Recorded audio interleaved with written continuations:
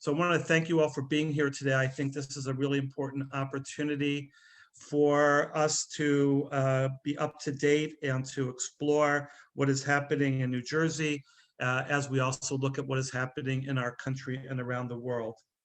I'm thrilled to welcome our new regional director for ADL, the New Jersey Regional Director, Scott Richman, who covers the largest regional office for ADL, overseeing fundraising, program initiatives, and leadership development designed to fight anti-Semitism and combat hate in all its forms. He is an experienced advocate dedicated to developing community partnerships and initiatives that provide justice, equality, and fair treatment for all.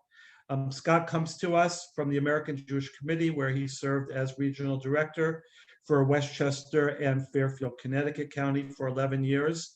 He lives in Westchester County, and it's been wonderful to work with Scott and to watch our New Jersey region develop alongside the New York region. And your participation here today shows the tremendous potential we have to build a really strong New Jersey ADL contingent. Thank you, Scott, and thank you to all of the wonderful staff who helped to make this day possible. Thank you so much, Rabbi Kerbel. It's really a great honor, and I'm so glad to see so many people on this call today. We have two incredible panelists. I'm thrilled that Drew Campi, the Deputy Director of the New Jersey Homeland Security Office, is with us, along with the Deputy Director of ADL for New York, New Jersey, Alex Rosemberg, who will be able to talk about anti-Semitism more broadly, as well as anti-Semitism in New Jersey and ways that we can combat it. So I am going to dive right in, and I'm going to start with Alex, and just by asking the basic question: can you give us an overview of the trend line of anti-Semitic incidents in this country in the past few years, as well as in New Jersey specifically? Absolutely, Scott. Thank you so much. And thanks everybody for joining. And thank you, Drew, for being with us today as well. Rabbi Kerbel for your presentation, as well as Hannah for organizing this as well as much, and Amelia. So at ADL, as you know, we've been tracking anti-Semitism for the past 40 years by an instrument we call the Audit of Anti-Semitic Incidents. And the audit originally served as a way of tracking extremism, really severe incidents against the community, and really over time developed into this instrument, not only for understanding what the phenomenon was, but also for advocacy. And I'm going to share my screen really quickly so you can see one specific graph out of the 2019, the latest data that we have, you should know, is the 2019 data. The 2020 data is still being sort of finalized and compiled by everybody. And I'm going to share what is the trend line over the past 10 years. Give me just a second. It's not allowing me to do it anyway, but sorry, technical difficulty here. Regardless, if you see the trend line over the last 10 years, with 2019 being the highest year on record with 2,107 incidents, and 10 years earlier with perhaps over 1,000 incidents, just over 1,000 incidents, and a dip in 2013 to a little bit over 700 incidents, you see that we at ADL thought for a moment that we were starting to perhaps beat the problem at its own game through education, through a lot of the programming that we did, and through standing up and exposing what the problem was. But something started to happen in 2016. And that trend line started to go up and up and up by incremental, double-digit numbers, until in 2019, what we saw was sort of this almost tripling of the number that we had seen in 2013, from just over 700 to over 2,100 incidents of anti-Semitism and hate. Some of these, by the way, rise to the level of a hate crime, some don't. They're what we call bias incidents.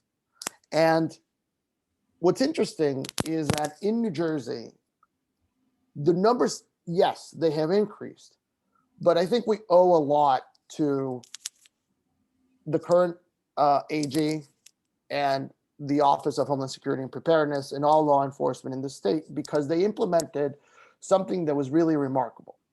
And it was a tool for reporting that most other states actually don't have. And what they did was combine the hate crimes data with the bias data so that every one of us could see that in a way that really, I think New Jersey is the only state that actually has that. They implemented the software that's used by the FBI in order to do that, my understanding. And we went from recording about 207 incidents of bias and anti-Semitism in New Jersey in 2018 to about 345 in 2019, which means that it doesn't mean that the problem has increased that dramatically. It means that it might have always been there in those numbers. We just weren't seeing it as clearly as we could have. And because of this policy change, we really now have a much deeper way of analyzing the data. And so as far as the trend is concerned, you have all of these incidents, but they're distributed unevenly throughout the state. You used to have Bergen County as traditionally the county with the most incidents of bias and anti-Semitism, and it sadly has moved to Ocean County. And one of the reasons for that, I will say, is the emergence of websites and Facebook groups that have promoted anti-Jewish sentiment throughout the county, particularly anti-Hasidic and anti-Orthodox sentiment. For the mere, let's put it this way, for the sin of having the audacity of moving into the county in many ways. There are, of course, and I won't go into dividing necessarily the incidents, but ADL divides the incidents in many categories, including incidents of propaganda and extremism, which I hope Drew can refer to perhaps a little bit later. We do have our own Center on Extremism, as most of you probably know, but the Office of Homeland Security and Preparedness are tremendous partners in also keeping tabs on all of these. Thank you, Alex. And I just want to point out, Alex is not just a bystander here, reporting information to you. He is the principal person, I would say, on the front lines for ADL, responsible for, let's call it intake, so incident response. He's the one who is getting all this information and deciding what to do about it. And those are not all of the incidents that were reported to ADL, certainly in New Jersey, but definitely across the country. Those are the ones that were verified as actually anti-Semitic and fulfilling the criteria as being anti-Semitic incidents. There are actually many, many more incidents that are reported. So he really sees it in all of its complexity. And Alex, I just want to push you a little bit because you were talking a little bit about how these incidents manifest themselves. So talk just a little bit more before we turn to Drew. Just a little bit more about how they manifest themselves. What are the variety of incidents that you see? Thanks, Scott. Yeah, it really goes into three basic categories for us. But over time, we've developed other categories. And depending on where these occur or how they occur, we started classifying the data more and more and more deeply. The basic three categories are vandalism, harassment, and assault. But from there, you start looking at, well, where did these happen? Did they happen at a school? Did they happen at a house of worship, at a synagogue? Were they targeting a non-Jewish school, a Jewish school? Did these happen online, or were these anti-Semitic propaganda incidents included in flyering, for example? So those are the basic categories. And I think when it comes to those specifically in New Jersey, one of the things that we've seen that's really been particularly worrisome is the trend when it comes to schools. We've gone from 61 incidents in 2017 to 63 in 2018 to 97 in 2019, which means that the next generations are the ones that we look to for what the trend line is. And if these things are happening at the school level, it really means that we should do more to combat hate at its root through a lot of what ADL does already, which is our education programming. Thank you, Alex. I'm going to turn to you now, Drew. And I'm curious, in terms of all of these anti-Semitic incidents, how does this correlate with the trends that you and the Office of Homeland Security and Preparedness are seeing in terms of extremism and propaganda that I think we've all had some exposure to? Sure. First of all, thanks for having me. I can say, bottom line up front is a lot of our data correlates directly with Alex's. So I was actually happy to hear a lot of our numbers are a little different. Our reporting mechanism is a little different, but the trends seem accurate. So first off is for our numbers for 2020, we saw a slight reduction in anti-Semitic incident reporting, what we call SARS, suspicious activity reports. We attribute that to the fact that the pandemic, there was less services being conducted, and schools were not necessarily actually attending class. Some of the things we saw an uptick were a term in 2019 never heard of, Zoom bombing, is something that became more familiar with all of us when people weren't securing their Zoom meetings. And it was not unusual where there would be filth, quite frankly, put onto someone's Zoom meeting. And in certain instances, it was anti-Semitic. It would maybe be a swastika or something like that. So we actually saw that. Our numbers for 19 were unfortunately relatively high. We saw about a 25 to 30% reduction in our SARS for 2020. But in those numbers, we had, and I'm looking at my numbers here, 77 for the whole year of 2020. 20% of those were retained federally. So just to provide everyone a little bit background, how things work is when when an incident is reported into our tip line, our see something, say something, our 1-866-4SAFE-NJ, or you can go online to tips@njohsmp.gov and report.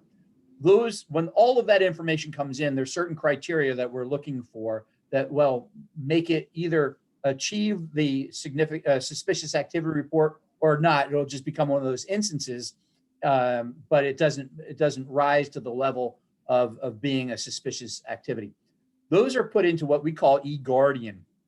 The eGuardian system is where through the fusion cell of New Jersey, it goes to a triage with the FBI and the state entities, us, and they get the FBI gets first right of refusal.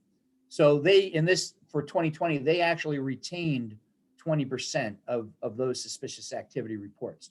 The rest of them are then given back to NJOHSMP to further vet out. And I think one of our detectives is actually on the call, Izzy Chowdhury is on. But what we do then is we assign it to one of our detectives to go and find out more about the incident to see what can be done with that. I would say, unfortunately, the numbers early for 2021 are showing an increase over 2020, which is unfortunate. Back to your point about the hate groups and the domestic terrorism. Last year in New Jersey elevated the domestic terrorism white supremacist threat from moderate to high. We saw indicators that we felt that warranted additional scrutiny by us in the state of New Jersey. And we were, quite frankly, the first state to do that in concert with our annual threat assessment. So we've long been concerned about the white supremacy. I will say one weird aspect of a lot of the domestic terrorist groups, the hate groups, some of them actually oriented a little bit more against anti-government as opposed to staying focused solely on hateful groups, white supremacists. So we saw a combination, a convergence of a lot of things. They not only hated certain sectors of society, but they also hated the government. So we did see some of that.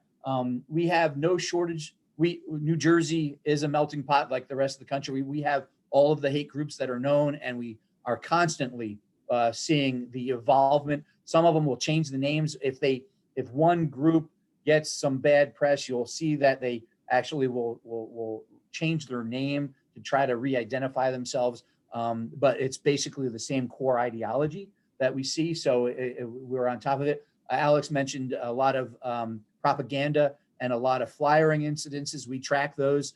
They're I would say, a pretty steady. I don't think we've seen an uptick in any of those, but unfortunately, we haven't seen a corresponding decrease in any of that. So there's a consistent level of that propaganda. And to Alex's point, we also now identify Ocean County as having the most instances, Bergen being second, and we also see Lakewood being the highest. Any of the communities that have the most instances. And Alex brought up the websites on Facebook and stuff about specific to Ocean County. So all of those things we see. So I'm glad that we're in concert there, because it takes all of us to combat this and to fight this appropriatly. I'm just going to jump in here because sure. I think you're bringing up a good point about being in concert. And it's probably a question that's on the minds of many of the people listening to this call, which is, how are we in concert? How does ADL and the New Jersey Office of Homeland Security and Preparedness work together? Are they working together? What is the connection here? Either of you can answer. Yeah, well, I think there's first of all, organizationally, we have a lot in common. We have common goals that unite us in combating all forms of hate and all forms of terrorism, whether it's foreign terrorism, domestic terrorism. So our missions are syncongruous. We really work well together. Now, there's also some personal relationships. I happen to be friends with several members of the ADL. I consider them good friends. Greg Erie, who is, I believe, the VP for security in the ADL, he and I were both SACs, special agents in charge in the FBI. He's a very close friend of mine. Greg can call me at any time. Alex knows he can call me at any time, and has, when there's a concern. We try to, and I would tell you, as unfortunate, it's a tragic that we just in December we had the 1 year anniversary of the worst case scenario that transpired in Jersey City. What was important though, when we converged on that scene, it wasn't the first time. We weren't meeting people for the first time. We already had the relationships in place so that Jared, who's the director, and we weren't introducing ourselves. We had the well-established connectivity. It doesn't mitigate the seriousness of the event, but what it does do is it allows us to know that we're going to be able to work together and to figure out what happened and then put in whatever we can to make sure that it doesn't happen again. But I would say it's on all levels. Personal relationship and then organizational mission is really in line with each other. We're just trying to prevent hate and protect our citizens. Absolutely. And if I could compliment that just really quickly, I want to kind of give a shout out to Izzy, who's on the line as well. And I just want to tell a story about, how deep the rabbit hole goes on that one. I remember being at ADL when Pittsburgh happened. And Pittsburgh, as you know, it's pretty close to New Jersey. And I remember receiving a call. Normally we don't work on Shabbat. My phone is off on Shabbat, but Izzy kept calling me that day. And we found out and got hourly briefings from Homeland, from NJOHSP on Director Maples's request. And we were kept abreast of everything that was happening. But also I think it's on us at ADL to help with information through our Center on Extremism, through our Center for Technology and Society, through what we know about these hate groups, through what we know about to be the situation on the ground, to help our law enforcement partners in keeping the community safe.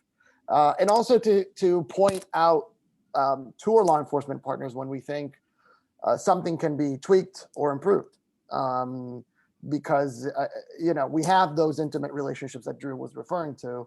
So telling truth to power sometimes is as important as, painting the cooperation picture as well. So I think that's being in the room that way. I also remember just another anecdote, being in the room at the Hudson County Prosecutor's Office on that fateful day on December 10th, day after for the press conference with Director Maples and the AG. Just having a conversation as to how to, disseminate the information, how to have the community understand what was going on as clearly as we possibly could together, and in having the understanding that we all did about what was happening.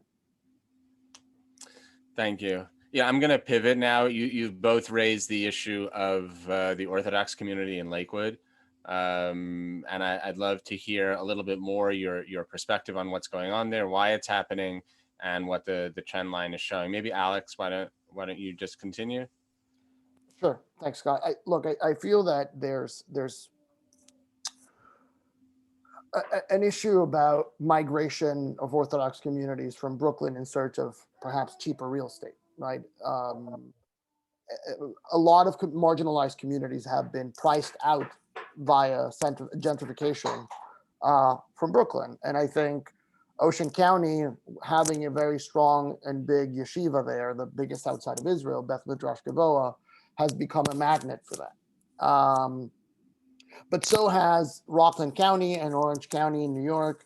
And so have other communities like Jersey City, by the way, where we found those 500 families that were not there 5 years ago, to be completely honest. And I feel that, as with most things, there's ignorance, there is lack of understanding, and there is a sense that a particular community is being transformed by this influx of individuals. And naturally, in some cases, you will have folks who are not going to be accepting that as much as we would want, because it's different, because it's strange, because it's new.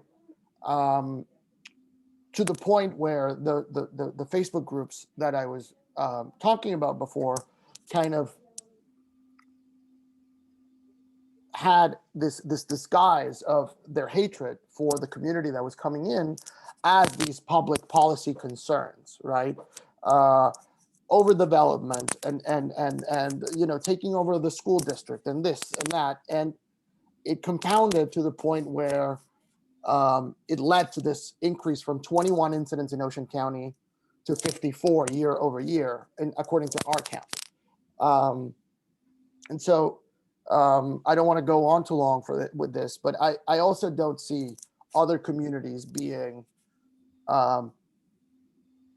rejected for overdevelopment as irrationally, perhaps, as the Hasidic community has in Ocean County or in other parts of our region specifically. I don't know if, Drew, you want to kind of elaborate on that as well. Yeah, Drew, how has your agency responded to this?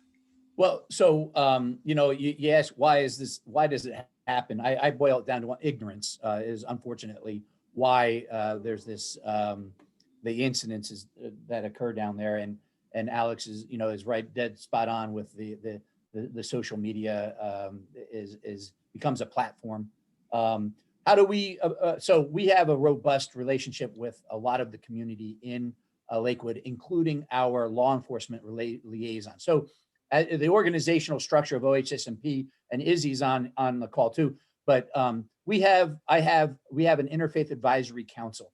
As part of that, I have John Page and Izzy. They aren't solely responsible, but they're a predominant outreach to all of the faith-based communities. So they're staying in constant contact with all of our faith-based communities throughout the state. We also have CMTCs. There are county counterterrorism coordinators, CTCs. And what we are always, and we have detectives that have that liaison responsibility, and they're always communicating with them on both the foreign and the domestic terrorism. And sometimes there's overlap there. So between that, and then we have the municipality counterterrorism coordinators, the MCTCs.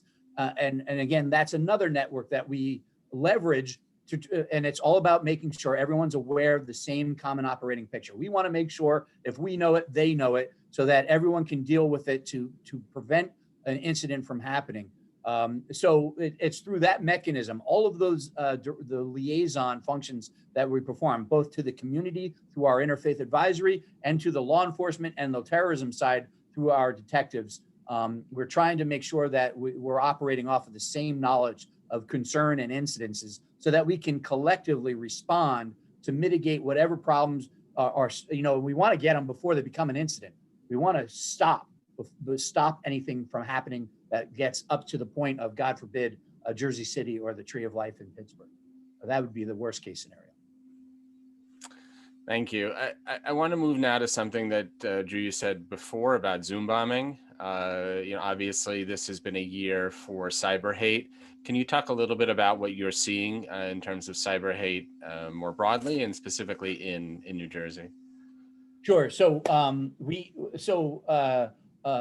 can tell you the stats that 23% of all of the threats, anti-Semitic threats that were received last year actually emanated through social media. So I don't know if it's because we have, there's some false bravado being able to be behind a keyboard, or they think there's some anonymity by being online. I'm not sure why they feel emboldened to use social media. What we've done is we've worked with the AG. Actually, the AG here in this state has been a huge advocate for holding social media platforms accountable and trying to shut down sites once they've crossed a line. We operate off of free speech in this country, and people have a misunderstanding of what that means. You cannot just say anything. There are ramifications to certain levels of hate speech. So the AG has been a proponent, and I think he's rightfully so, has been a proponent of holding the social media platforms accountable to make sure that they're monitoring these sites, because there may not be a recourse for us to law enforcement action to shut down something, but the social media platform itself can, because they have their own rules of usage, and it's a private, you agree to their standards when you sign up, so they can actually cause certain platforms to shut down, or certain pages to shut down. The Zoom bombing actually became a phenomenon. I had never heard of it before. Quite frankly, I'd never been on Zoom before last year. So working with our NJ KIC, which is our cyber and communications integration cell, which falls under OHSMP's architecture, we work with them, and they monitor a lot of those things. And by the way, not just Zoom bombing, but also ransomware, things like that. So, and that's not unlike, it's not unheard of that schools are attacked with ransomware and things like that. So that's a little off topic today, but that's something that's also, I wouldn't say it's necessarily anti-Semitic specifically, but you run the risk of being exposed to ransomware if you're running a school or some type of organizational structure like that. Bottom line is Mike Garrity is our director of the NJ KIC, and we always monitor. We rely upon the reporting from the entity to let us know if they've been affected, if there's been a Zoom bomb. We would only get involved if it's on a New Jersey state network, because we are this the CISO, the Information Security Officer, is Mike Garrity for the state of New Jersey, but we only can go so far. We're on the state network architecture. But if it's a private entity, they can report it. Again, just like any other tip, it would become something that we would, again, go through the eGuardian. Maybe the Bureau would take it, depending on the nature of what occurred. It would either be retained by the feds or kicked down to us for further investigation. That's great. And I just want to bring in Alex here because ADL, obviously you're representing law enforcement, Drew, but ADL from a civil rights perspective, an advocacy agency is doing an incredible amount of work when it comes to fighting cyber hate and specifically going after social media. Yeah, and I think Drew's right. There's a lot of elements that have become extremely adept at driving right up to the line of what is deemed acceptable by First Amendment norms and constitutional muster rules. But others do drive over that line very frequently, I might add, and right into incitement and other forms of conduct that are deemed sort of to have crossed the line into illegal conduct.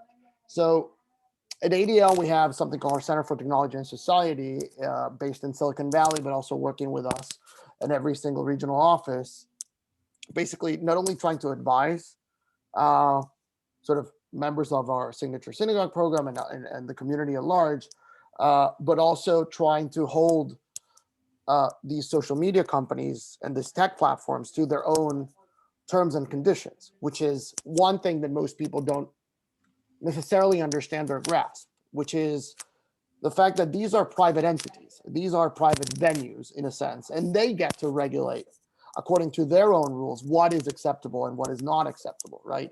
Now, the fallout from what is said into the real world and society is also something that should worry us all. But I think the bottom line is that these platforms get to say who gets to stay and who gets kicked out, who gets to say what they want to say and who doesn't, because frankly, they don't have to tolerate incitement or hate, and neither should we as a society, right? And so we get these reports all of the time. We try to advise the community on how to secure themselves on Zoom bombings, but we're also getting these pieces of information like, a hateful t-shirt, the 6 million was not enough t-shirt, or the Camp Auschwitz t-shirt being sold on these socials, on these commercial sites. And so what we do with it as an organization, which is advocate basically for these sites to be taken down, or these sub-sites, which are hung on servers and are hung on private servers that don't have to tolerate that hateful content, or can actually modify their algorithms, which is something else that we've done, which is advocate for those algorithms to be modified so that that content is not pushed to the public, but rather held back from being exposed as much as they are. And one of the conversations that we've been having a lot is, well, why are folks being pushed further and further down the rabbit hole of hate by the algorithms, being exposed to videos when they click on one, the other one is sold to them, et cetera. And so that's a lot of what we do at ADL, is say, okay, how do we modify all this for you, the social media companies, to put a stopgap and a buffer between this and the public, right? And so it's a very complex conversation, and we could spend an entire 3 sessions, I would say, talking about this specifically. And I'm sure Drew would agree with me on that. The important thing for us at ADL is to work with the companies, work with law enforcement, and hold the people that are pushing all these helpful content accountable for what it is that they're doing. And also, of course, with the AG's office in New Jersey, who's such an important ally as well. Thank you. We're going to move to questions in a moment, but before we do that, I want to ask you both a much more practical question, which is what can be done? What can be done to combat this? And more specifically, we have a lot of great people on the phone, on the Zoom call today. What can the people here within their own spheres of influence do to help with these issues that we've discussed? Okay, so a few things. I'm a proponent of there has to be better education in our public schools at a younger age, so that we can start combating, if they're being taught this hatred at home, that needs to be combated in schools. The second thing is what I would encourage all of you, take this back to your congregations and or your synagogues or your communities, is please, we always advocate, if something doesn't look right, report it. You don't have to be correct.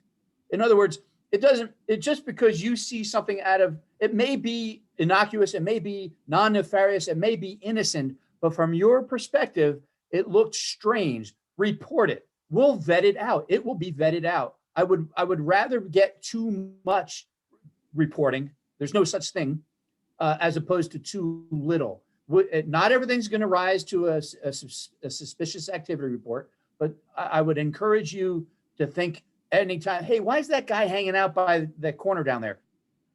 Well, maybe you can't see his car, but his car broke down and he's got better cell phone reception there. But you don't know that. That's okay. If just report it that, hey, there was a suspicious guy standing by the entrance to our synagogue. Okay, we want to know that. We want to vet that out. So what we can do, and I think we've done pretty well with this, but we need to continue, is we need to have that continued relationship through our Interfaith Advisory Council, that everyone feels comfortable sharing, reporting information. But as you can advocate through the other means, I think we need to do a better job of educating young people about the perils of this. It's been more years than I care to admit since I was in grammar school. But I don't know to what extent they're teaching the tragedy that occurred during the Holocaust. We have people now saying it never happened, and how can you go through life thinking it never happened? It's unconscionable that I'm not talking about Iran. Iran is they're off the chart there, but I'm just talking here domestically. We have people that say it never occurred. We have to do a better job of educating. I think that's how we combat hate across all the spectrum. It's an ignorance, and we have to do a better job. But it starts with our relationships. It's our relationship with the ADL. It's our relationship with all of the faith-based community in the state of New Jersey, and specific to the Jewish faith, but also all the faiths. We have to be able to come together. And by the way, if you haven't been to one of our Interfaith Advisory Council meetings, and I'm talking about when we're able to do them in person, it really is a testament to all good people coming together of different faiths, wanting to do what's right for everyone's benefit. And that it's a tremendous, when I'm there, I'm like, wow, this is great. I'm seeing all faiths being represented here together, unified, trying to prevent what we're talking about, this hate.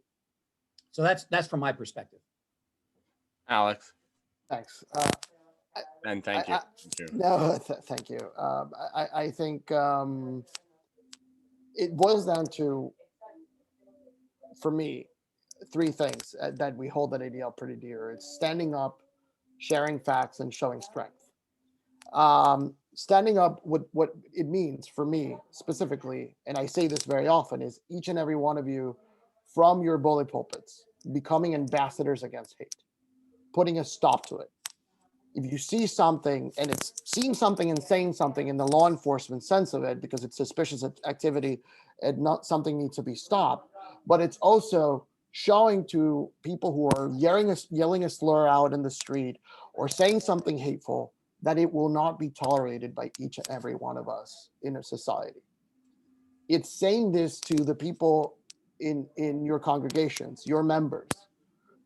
It's disseminating the message that each and every one of us can put a stop to it by showing that it's unacceptable and coming to allyship and to being an ally of those who may be on the receiving end of these slurs if you're not the person yourself, right?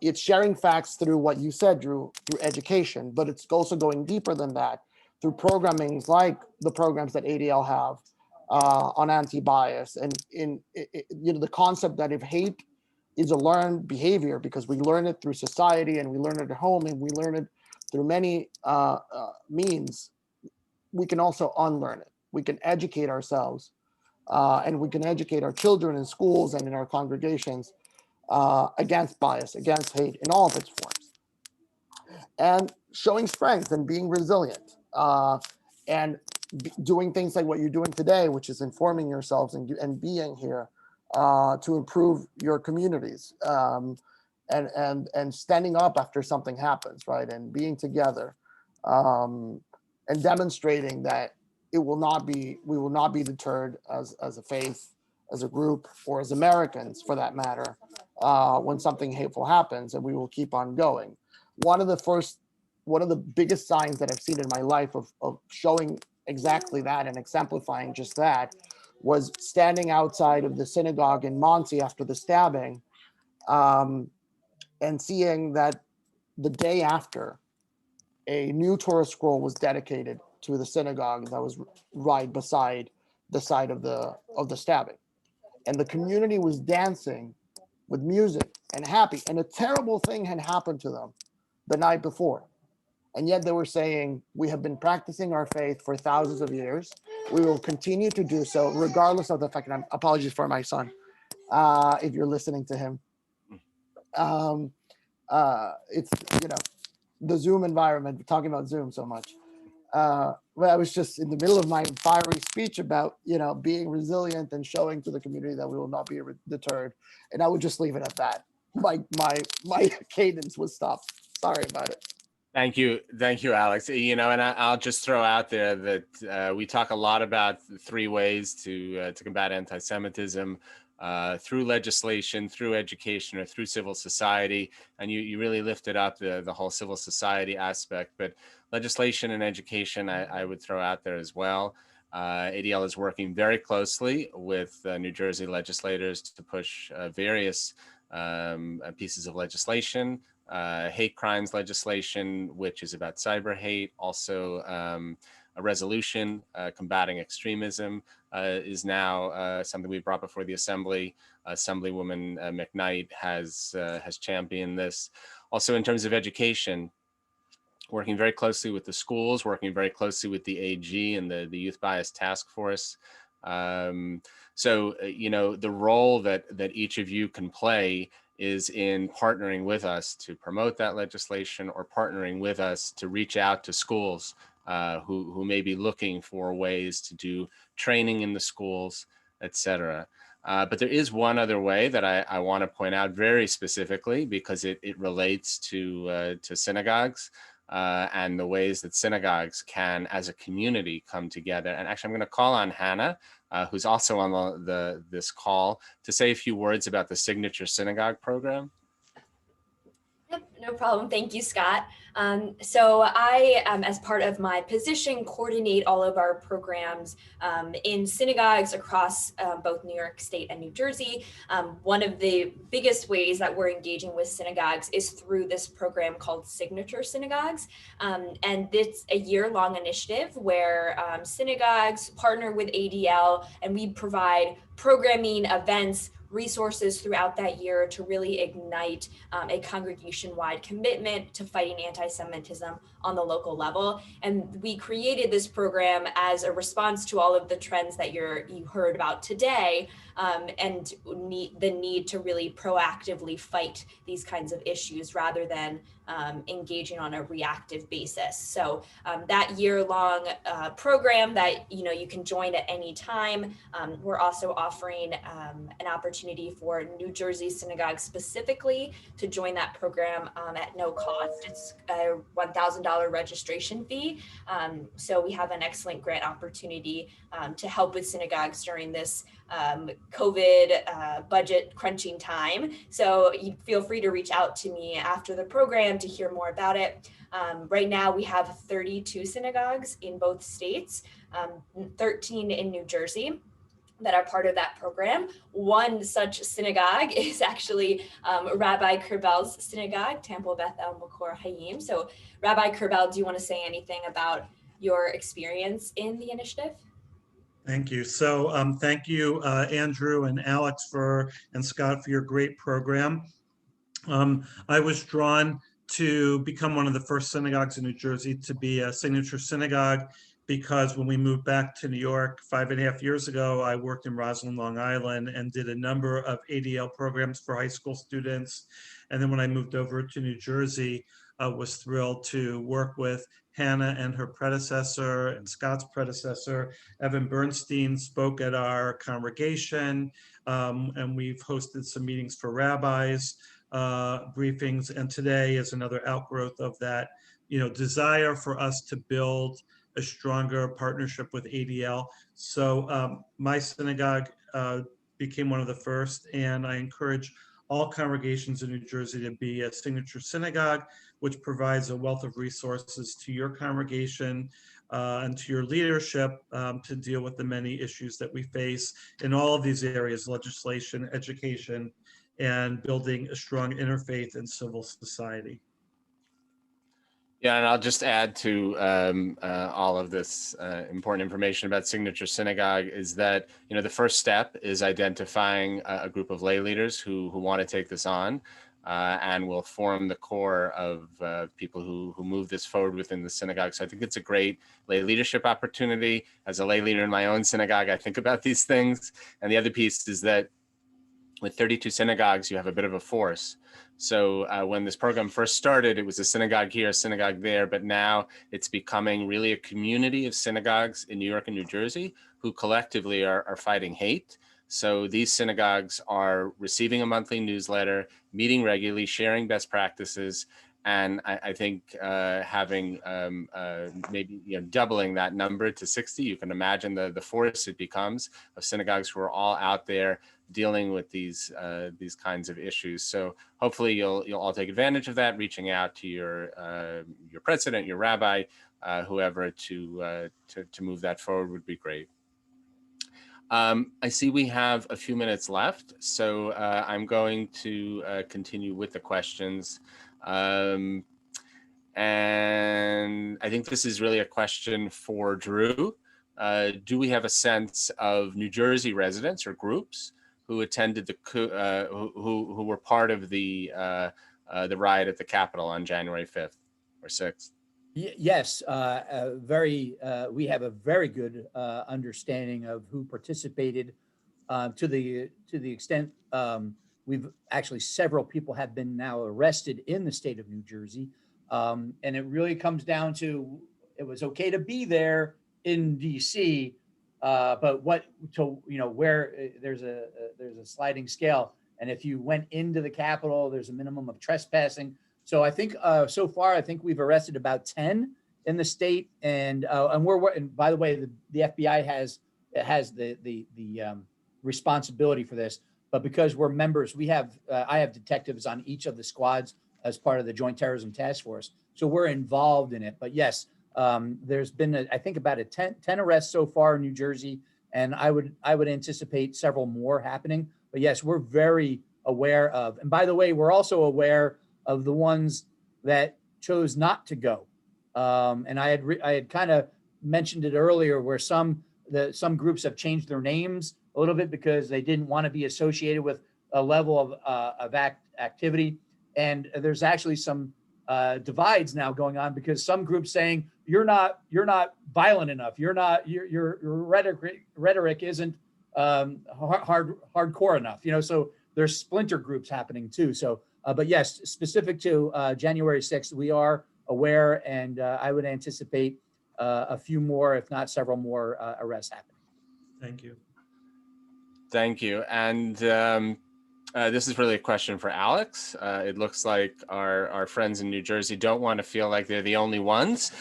So they want to have an understanding of the growing population, growing attacks against Orthodox Jews, but how similar this is to what's going on in New York State and in the Orthodox communities in New York State. Yeah, I think it is pretty similar with perhaps one caveat, right? When you look at the Orthodox populations in Rockland and Orange counties, the population is a lot more fragmented. And the reason for that is they don't have this unifying force that I would place at the center of Lakewood, which is that very large yeshiva, which is the center of study, the center of life. It really is sort of a unifying force there. I would say that there are, dozens and dozens of rabbis and leaders in their communities. Everyone responds to different type of leadership there, and I think that's one difference, right? The other, obviously, is that I would say perhaps the communities in Rockland and Orange counties are older than the community in Orange County, so they've been dealing with this a lot longer, and there are now multiple lawsuits against municipalities for example, trying to drive them out, drive the community out. I shouldn't say them. I shouldn't other people. Through, let's say, zoning changes or impeding the building of houses of worship. And by the way, it's a shared experience that the Orthodox community has with the Muslim community that has also been sort of, that the community has also attempted to stamp out or sort of bar from coming in and creating, for lack of a better term, these new settlements there for the community and these new buildings and apartments, etc. But the same thing occurs with, being blamed for overdevelopment, being blamed for taking over the school boards, being blamed for diverting resources, et cetera, et cetera, et cetera, when in reality, a lot of what's happening is this is a community that's availing itself of the democratic means that American society provides. So yeah, that's where I would sort of draw some of the lines. Thank you. We are coming up to the 1 o'clock hour, so I think I'm going to stop it here. I just want to ask something, talk about one quick thing. I'm going to ask Alex to talk about it because I want to end on a much more hopeful note. A couple of weeks ago, we signed a memorandum of understanding. ADL signed a memorandum of understanding with the New Jersey NAACP, which was really very exciting, and we're planning an event for next week. So maybe Alex, you want to talk a little bit about that, because I think it's really a very hopeful sign. Yeah, absolutely. Thanks, Scott, for that. It's a fantastic event. We had an MOU with NAACP. These are two organizations that historically have gone hand in hand from the 50s and 60s until today. And we have more shared concerns than we have things that really separate us. And I think having conversations, difficult conversations as they may be, in order to have a better understanding of what unites us rather than what divides us, in order to share in the challenges of today's society and be able to tackle that together is what that conversation is about.